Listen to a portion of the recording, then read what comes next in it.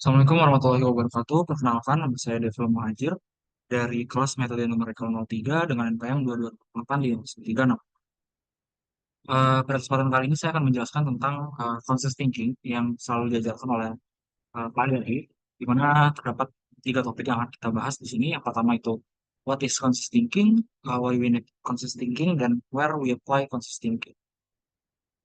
Nah, conscious thinking sendiri adalah cara kita untuk bisa sadar dan aware atas apapun yang kita lakukan. Ini menyangkut tujuan dan niat dari awal yang dilakukan individu ketika mereka menyadari pikiran mereka dan secara aktif fokus pada tugas atau ide tertentu.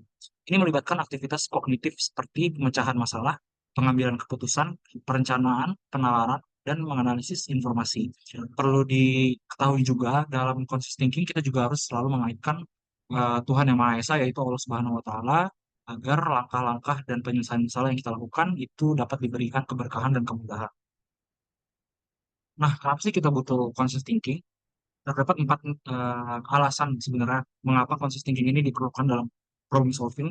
Yang pertama, kontrol diri, di mana dengan kita sadar akan atas apa yang kita lakukan dan kita mengingat akan adanya Allah Subhanahu wa taala, kita dapat mengontrol diri kita dari hal-hal yang sekiranya tidak baik dan dapat merugikan diri kita sendiri. Lalu yang kedua adalah pemecahan masalah kompleks, di mana dengan kita sadar dan aware apa yang kita lakukan, seperti yang tadi kita sampaikan di awal, itu kita bisa menjadi lebih fokus terhadap apa yang kita lakukan, sehingga pemecahan masalah kompleks itu dapat lebih diselesaikan dengan mudah. Lalu juga yang ketiga yaitu decision making, di mana dalam pemutusan keputusan itu butuh eh, otak yang atau pemikiran yang jernih dan bersih, di mana itu artinya kita harus sadar, kita harus conscious atas apa yang kita lakukan, dan kita juga harus sadar bahwa dalam decision making ini perlu bantuan dari Allah Subhanahu wa taala. Nah, yang keempat itu adalah inovasi. Itu maksudnya di sini inovasi. Dengan conscious thinking atau sadar, kita juga mengetahui langkah-langkah ke depan atau apapun yang kita lakukan ini memiliki kekurangan atau eh, kelebihan pada apa yang kita lakukan, sehingga terbukanya peluang-peluang inovasi, sehingga bisa muncul ide-ide baru yang dapat eh, memperbaiki ide kita atau memperbagus ide kita, seperti itu. Nah, di mana sih kita menerapkan conscious thinking ini? Sebenarnya hampir di setiap permasalahan ya, karena conscious thinking ini dibutuhkan apalagi di dalam pemecahan masalah engineering.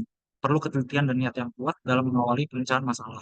Nah, salah satu cara agar kita menerapkan conscious thinking ini adalah dengan menerapkan drive five. Yaitu pertama kita harus conscious dulu atas apa yang kita lakukan, lalu kita harus memikirkan tentang initial thinking atau komponen-komponen apa saja yang ada di dalam permasalahan. Lalu kita juga perlu menerapkan idealization, eh, di mana idealization ini kita, yang pertama kita perlu yang namanya intention, yaitu niat ya, dalam melakukan sesuatu, dalam ketika kita sudah sadar dalam berpikir atau conscious thinking, kita butuh intention yang pertama, itu tadi, intention adalah niat kita untuk menyelesaikan masalah, niat kita untuk mempermudah sesuatu, dan juga disertakan dengan niat untuk mendapatkan ridho Allah Subhanahu wa taala, sehingga perjalanan kita dalam pemecahan masalah dapat diselesaikan dengan mudah. Lalu ada initial thinking, yaitu kita mengetahui komponen-komponen permasalahan sehingga kita tahu apa saja komponen yang dapat kita gunakan untuk pemecahan masalah. Lalu ada idealization, di mana idealization ini artinya kita merumuskan rumus atau membuat rumus dari initial thinking yang tadi kita sudah dapatkan atau komponen-komponen yang sudah kita dapatkan.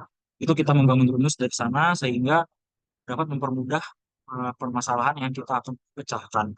Lalu yang terakhir adalah yang keempat, yaitu instructional set, di mana eh, cara kita dalam merumuskan masalah atau pemecahan masalah itu harus berdasarkan ketentuan atau peraturan-peraturan yang ada.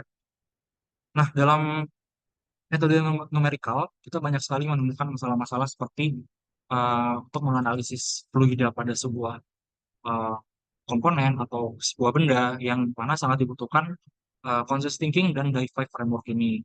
Sehingga yang di awal kita memiliki permasalahan dengan menggunakan software seperti CFD, dan kita terapkan juga die-five dan conscious thinking dalam pecahan masalah, kita dapat menyelesaikan masalah itu dengan akurat. seperti itu.